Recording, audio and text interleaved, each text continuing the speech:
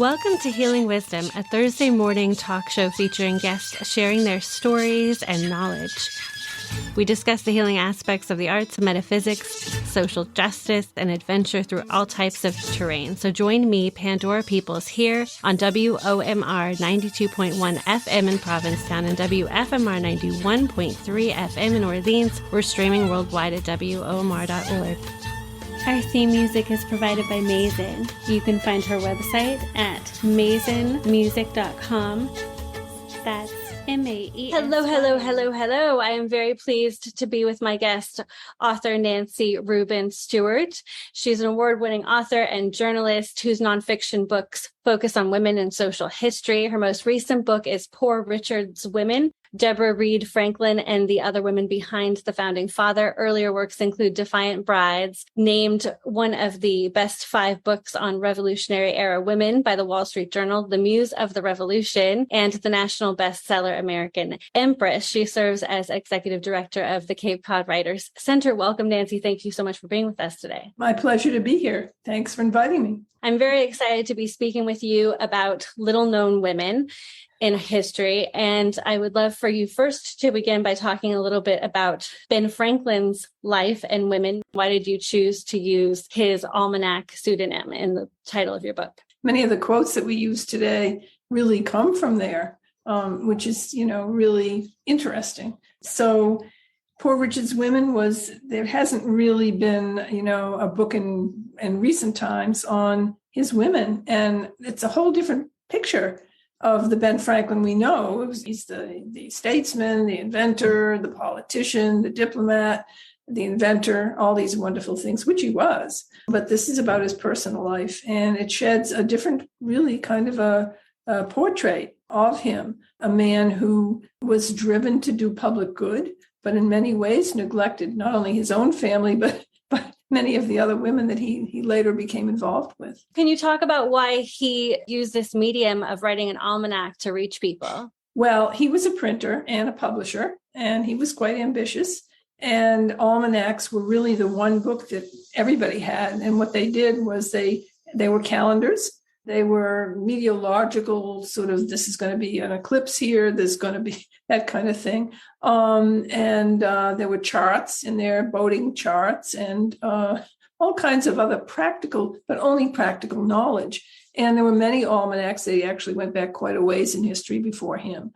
And there were several also being printed in the United States. Well, it wasn't the United States then, in colonial America. But he was very pithy. He was great with words. And widely read, I should mention. So when he wrote his almanac, and he was quite an inventive writer. So his idea was to create a fictional character named Richard Saunders, and that's the Poor Richard. And Richard would talk about his wife and how this guy, Saunders, was a sluggard, but his wife was always saying to him, do something, make some money, do something. And there's some very funny stories in there about his shrewish wife and this good-for-nothing guy. Well, the public loved that. So every single issue, every year there'd be a new almanac, and every issue there'd be more stories about it. But also all these proverbs. Now, these weren't all his invention. Many of them came from the Bible. They came from popular folk sayings, wisdom, Pope, Dryden, other Shakespeare, other writers of the day. But with his pen, because he was so good with words, he turned them into pithy sayings that people could remember. It was enormously popular. He sold 10,000, or rather his wife did, because she ran his shop. She sold 10,000 copies a year, which is incredible. If you have that sale today, that's considered pretty good for a small little book, So this is how it all happened. It was just another step in his way to becoming really what I would call an 18th century media mogul, because he had publishing empire, essentially, not only in Philadelphia where he began, but he had books, printing.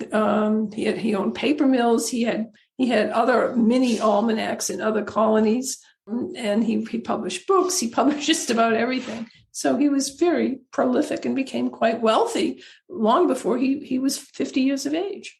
Mm-hmm. But of course, the book is really about his women. And one of the most important women was his wife, who worked very hard by him. She kept his books. I mean, she was sort of an accountant type. She sort of helped him a lot. She ran his post offices when he became appointed by the Crown to be deputy postmaster, both in Philadelphia and later for all the colonies. She bore his children. She raised his illegitimate son, many, many other things. There's quite a story about her in this book. And then, of course, the reputation he has as a ladies' man. And, so I looked into that too. And, well, the book will talk about some of his other romances. And there's a lot of shades of doubt as to, he's very careful in what he writes and what is preserved about him. But he does admit, even in his own writings, he really liked women. He really admired women. And he loved, by the way, to imitate women in these characters he wrote about. He had various other characters in the newspapers who were women who expressed views he wouldn't express outright, but made fun of the Puritans in Boston and made fun of many social customs and ideas in colonial society. Yeah, and he started when he was 16. Yes. One of his very first was a secret. Well, he was apprenticed to his brother when he was in Boston, before he went to Philadelphia, as a printer's apprentice. And he wrote these wonderful pieces. His brother didn't know who wrote them. One of them, he's age 16, celebrated prostitutes, night walkers. He said in this voice of this widow, he took this voice that was, fictitious. Prostitutes he called them night walkers. They were great for the economy. And particularly, they made people happy. They brought in a lot of business, and they particularly made the shoemakers happy because, of course, they wore out their shoes quickly. Again, tongue in cheek, but, not completely. Right. And people were captivated. So going on to another book, Defiant Brides, the untold story of two Revolutionary era women and the radical men they married. What was it like to be a woman during the Revolution, and what drew you to telling this story? Well, during the Revolution, and certainly in the colonial period and before that, women had very few rights. They were expected to be home and hearth. That was it. Not to talk about politics, not to think about them, to do what their husband said. I mean, that didn't always happen, but that was the norm. That was the expectation. Many stories about that. But in Defiant Brides, that book, it's a dual portrait of two women. One was in Boston, General Henry Knox's wife, Lucy, and the other one was in Philadelphia, and she became Benedict Arnold's wife, Peggy. And they were both 18, and their parents did not want them to marry these guys, who were, by the way, then patriots. When Lucy in Boston married Henry Knox, the revolution hadn't begun, but he was definitely already part of the Sons of Liberty and stirring up, against the British. Her parents were Tories. Her parents went crazy. They didn't come to the wedding when she got married to him. And soon after the British occupation, she never saw them again. Right. So this is a defiance. She just wanted to marry Henry, and they did have a very warm relationship throughout their lives. In Philadelphia, Peggy was a belle. She was one of the Philadelphia belles. She was celebrated for her beauty, said to be the most beautiful woman in America. Don't know, but anyway, the British came and occupied Philadelphia. Her father was very cagey. He was an attorney. And when the Patriots were in power, he was cozy with the Patriots. And when the British came in and took over Philadelphia, he was entertaining all the British officers. So the historians still don't know. They're still scratching their head about it. Was her father a neutralist? Was he an opportunist? What was he? Well, so what about Peggy? Well, when Peggy married Benedict Arnold, he was still a hero. Don't forget, he was the eagle of Saratoga, during the Battle of Saratoga and many other battles. He was courageous. But he didn't like the fact he wasn't being paid. He wasn't even being reimbursed for supporting his own soldiers. And Washington hadn't appointed him major general, even though he was a general. Other people were appointed that way. Well, he was eventually be appointed that, but no, it wasn't soon enough, and he became very discontent. Well, the rumor, and to this day it pervades, was Peggy a seductress? And did Peggy say, because maybe her father was a Tory, that she was a Tory, and therefore she convinced Arnold to be a traitor to the American government? Well, to the colonial government, to the patriotic government? Or was she this innocent, which is the way her family portrays her, this innocent 18-year-old who knew nothing about any of this? She just did what her husband wanted her to. Of course, later, when some of this comes out, after the betrayal, And she goes back to Philadelphia. And there's quite a story before that about what happens to her. She pretends she's insane when Benedict Arnold escapes to the British, and the whole plot is involved. Well, at that point, Peggy feigns madness, and the poor General Washington, Lafayette, Knox, they all say, oh, the poor thing, and they sent her back to Philadelphia. But the patriots in Philadelphia were suspicious. And so they went through all the papers and all her writings and everything else and everything they could gather. And they discovered that Peggy had indeed been passing papers to the spies as one of the spies for the British. So anyway, her family spends the next 100+ years writing in all kinds of academic and Philadelphia journals that Peggy is innocent. And by the way, they destroyed all her writings, even her childhood writings, until much later, until after the truce. So it's a dual portrait. Poor Lucy, meanwhile, is running around the army camps after Henry, from one after the other. She's having children. She actually has 13 children throughout her lifetime, and most of them die, some of them in the army camp. So it's kind of it's a dual portrait, and I follow it chronologically with the two of them, and mostly in colonial America, and that's what I'm going to speak about for the moment. And even before, did not learn to read and write until the 18th century. And not all women did. So, I mean, in my husband's family, they came here in the 17th century, and we don't even have much from the men. There's nothing from the women. We just know their names from the Bible. That's all there is. So we don't know about their histories. We do know that most women, with the exception of certain unusual periods in history, for instance, during the Crusades, when the men went off in the Crusades, and the women often had to be the managers of the farms and actually some of the feudal institutions. But aside from those, and I say a few queens and things like that, we just don't have that history. So they disappeared. So the great thing that begins to happen it's small compared to what happens in the 19th and 20th century, of course, is we begin to get some letters from women. And I was so fortunate with Defiant Brides, and by the way, with the Ben Franklin women, that they wrote. And when you get, for instance, with Defiant Brides, those two women, Peggy Shippen and Lucy Knox, they wrote. And so I was able to get those letters. So I would love for you to talk about Mercy Otis Warren. She was America's first woman playwright, and John Adams was her mentor. So can you talk a little bit about this book that you wrote, The Muse of the Revolution? Yes. Well, she was an incredible woman. She grew up in West Barnstable, by the way, Massachusetts, on Cape Cod, eventually moved to Plymouth when she married. She was highly intelligent, and she used to beg her father. Her mother had 13 children. She used to beg her father to let her sit in on her brother's tutoring for Harvard. And her mother did not approve, because she's the oldest daughter and should be helping with all these babies that were coming along.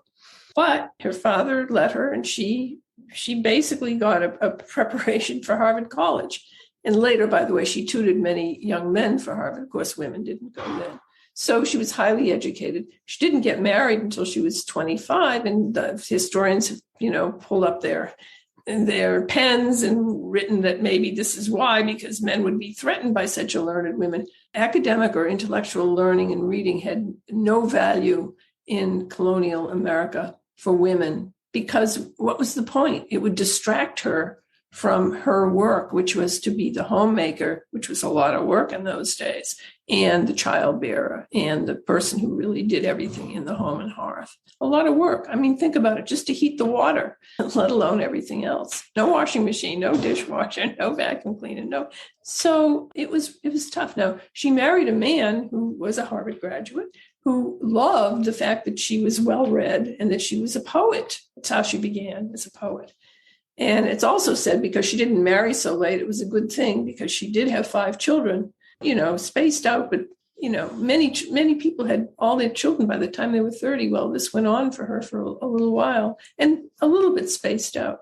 Well, perhaps that helped with her health. I don't know, but probably it did in some way. But she wrote poetry, and then her brother, who was one of the early agitators for an American Revolution, was badly beaten by the British soldiers for his outspoken speech and his writings, so badly beaten that he never recovered his sanity completely.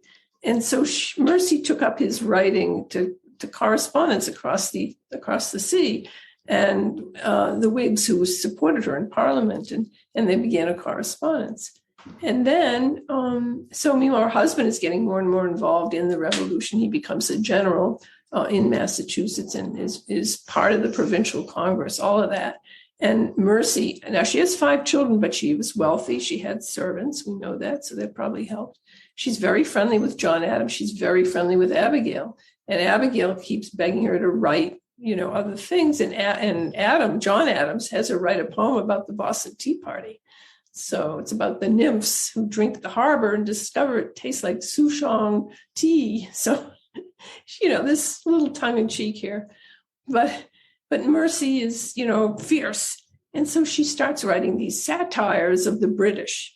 This is pre-revolutionary, and they're widely published, not in her name. Women not supposed to be involved in politics, anonymously. And they're broadsides, and they're circulated, and they're put in newspapers, and they're serialized, and they're very popular. And their name isn't on them. She writes 3 plays, and they're really incendiary. One of them right before the revolution, right before Lexington and Concord in April of 75.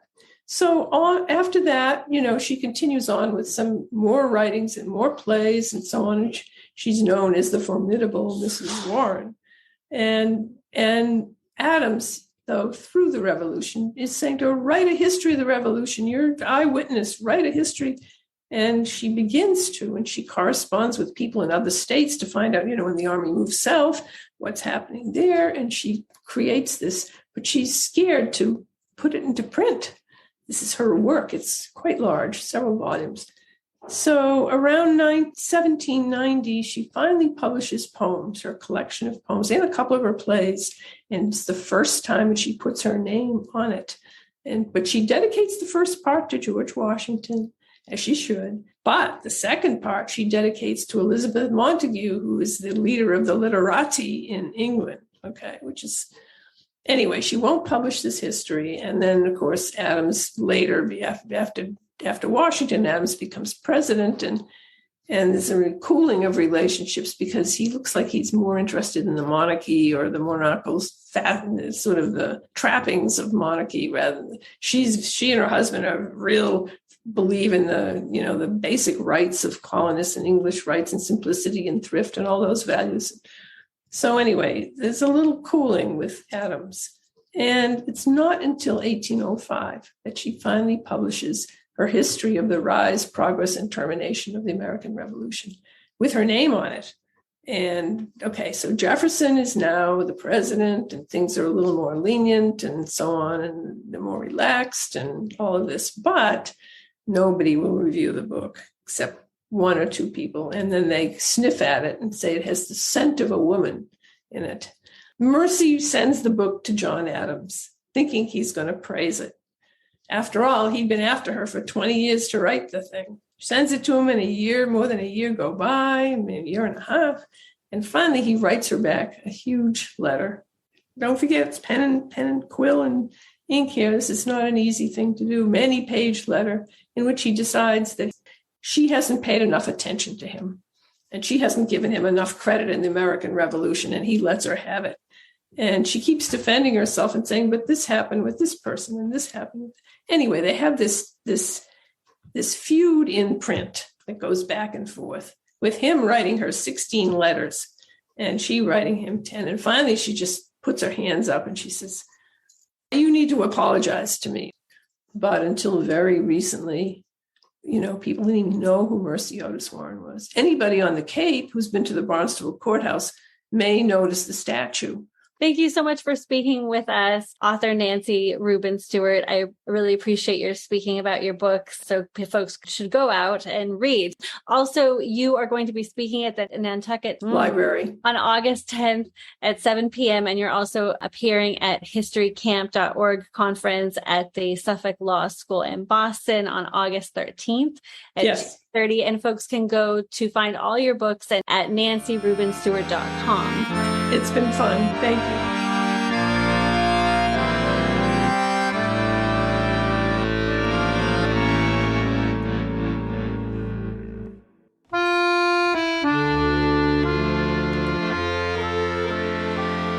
very happy to have my guest here with us today, author Anne Ierardi. Welcome. Thank you. Good to be here. Today we're talking about your memoir, Coming Alive, tied in the LGBT category, taking home a Next Generation Award from Endy.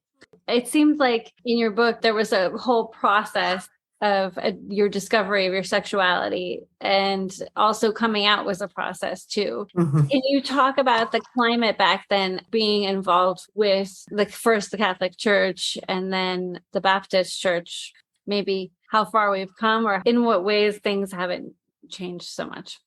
Well, yeah, I mean, in many ways they've changed a lot, in the sense that, I couldn't be out talking to you in the way that I am, and the many things that happened over, a long time. In my college years, I really didn't, know I was gay until probably senior year, when I just started having these feelings.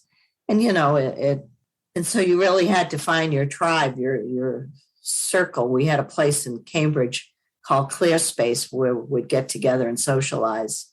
So I would, find places that I could be with other people who were exploring their sexuality and coming out. But with the churches, it was even harder, because sexuality in church, there's still so much shame. I did a course at the Paula Center, where I had been active. It was called Sexuality and Spirituality. And I came up with this title, Voyage or Voyeur. And all these people, it was the biggest course of all of them. They just, a lot of people signed up. So I was interested in bringing spirituality and sexuality together, the mind, the body, the spirit. And that really became the focus of my ministry with Health Signs, that I started with my wife, who was really struggling being gay and being a doctor and being a feminist and all of that sort of thing. So we were both birthing this new vision. And in a certain way, I mean, there was always people who really were supportive. And so I knew that it was still the right path, that it just, the inward path and the outward path don't always meet together. And it takes time to find a way to be comfortable in your surroundings and to find a way to connect with your vocation and with other people. There was a repressive aspect of what happened with the Catholic Church in Vatican II, but then there became not the same, but a similar repression that happened with sexuality in the Baptist Church, and the American Baptist Church, not the Southern Baptists, which were more conservative, but the American Baptists or the Northern Baptists. There was a movement that came out of certain conservative areas of the country at the time. And then I moved out of Boston. And so that became, as long as I was in Boston, I could be in the progressive wing of things. When I came to Cape Cod, that was different. So fortunately, I became eventually involved in the United Church of Christ, the congregational churches, and there's many of them on the Cape. And I began to develop a group of colleagues, and then later organized.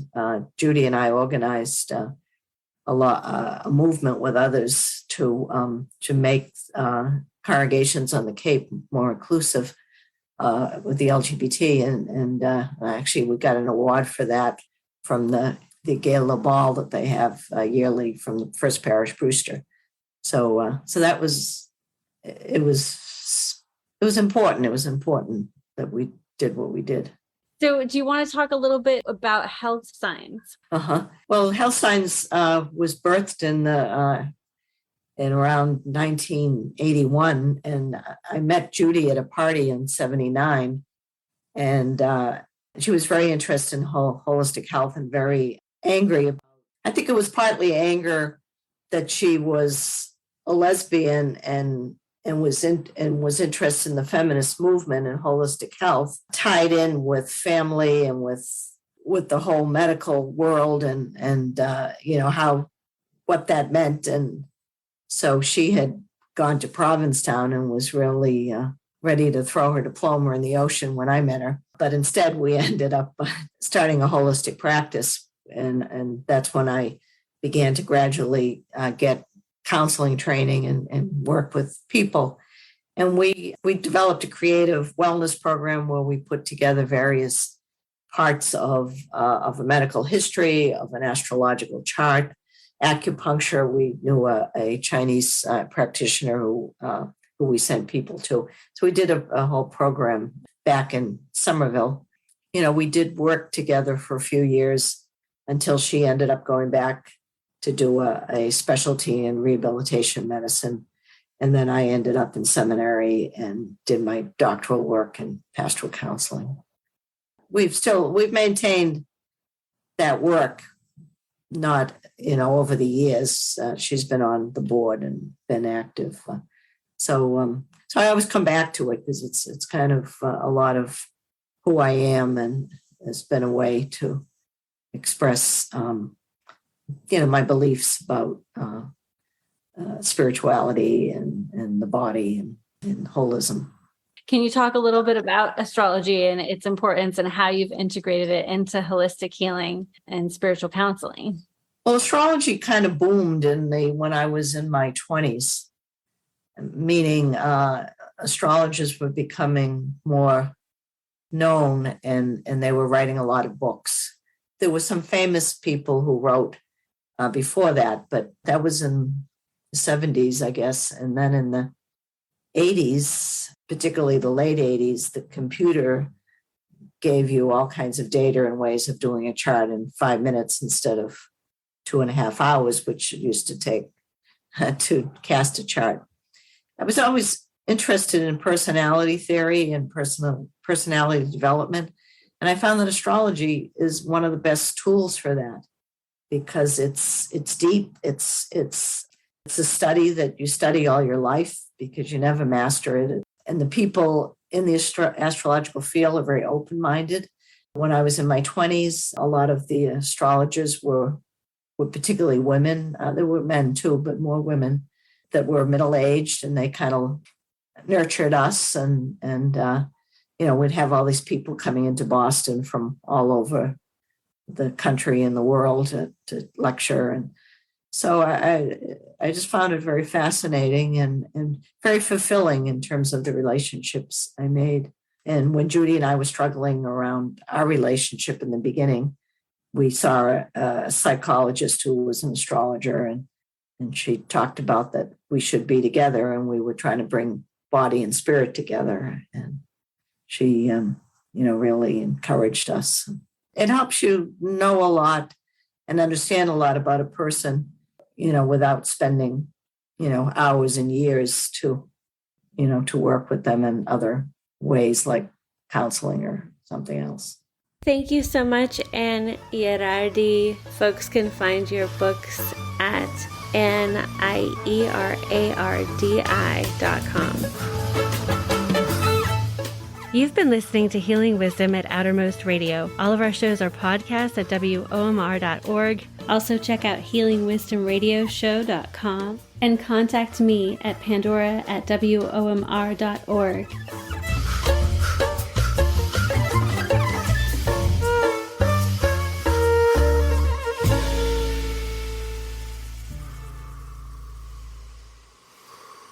Yeah.